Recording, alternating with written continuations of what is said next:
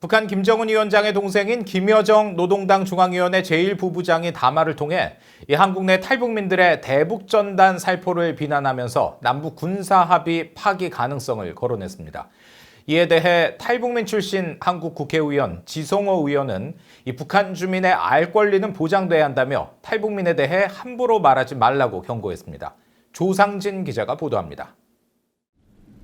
북한 꽃제비 출신 탈북민 인권운동가로 한국 국회의원에 당선된 지성호 의원이 대북전단 발송과 탈북민들을 비난한 김여정 북한 노동당 제1부부장의 담화에 대한 입장을 밝혔습니다.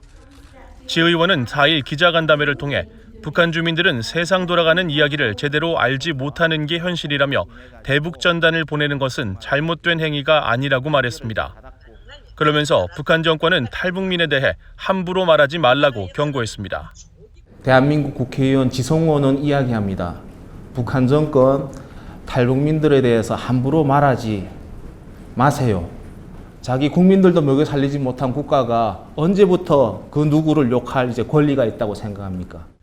앞서 김여정 제1부부장은 탈북민들의 대북전단 살포를 악의에 찬 행위라면서 탈북민들을 원색적으로 비난하고 한국 정부 당국에 대해서도 개인의 자유나 표현의 자유라는 미명 아래 방치한다면 머지않아 최악의 국면까지 보게 될 것이라고 위협했습니다.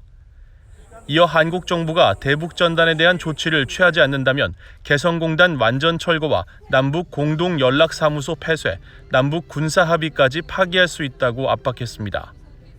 이 같은 남북 군사합의 파기 가능성 발언에 대해 지성호 의원은 수시로 단거리 탄도미사일을 발사하고 핵 야욕을 꺾지 않고 있는 북한이 과연 남북 군사합의를 제대로 이행했는지 묻고 싶다며 일축했습니다. 이어 북한 사회의 변화와 인권을 위해서는 외부 정보 유입이 무엇보다 중요하다면서 한국통일부의 대북전단 살포 중단 강제 법률 검토는 현실 고려 없이 북한의 요구에만 맞추려는 태도라고 비판했습니다. 삐라가 아닌 다른 방법으로 알릴 수 있는 대안을 만들어 주시고 그것에 대한 중단 촉구라든가 그에 대한 향후의 조치가 있는 것이 맞다고 저는 생각합니다.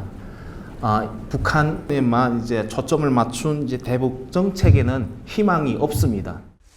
한국통일부는 북한 김여정 부부장의 대북전단 비난 담화 이후 예정이 없던 긴급 회견을 통해 접경 지역에서의 대북전단 살포 행위는 긴장 조성 행위라면서 근본적인 해소 개선 방안을 검토하고 있다고 밝혔습니다. 또 한국 청와대 핵심 관계자도 대북전단에 대해 백해무익한 행동이라며 안보에 위해를 가져오는 행위에는 정부가 단호히 대응할 것이라고 밝혔습니다. 대북전단에 대한 김여정 부부장의 비난 담화에 이은 한국 정부의 이 같은 입장들은 표현의 자유 위축 등 위헌 논란이 불거질 가능성이 크다는 지적이 제기되고 있다고 한국 언론들은 전했습니다. VOA 뉴스 조상진입니다.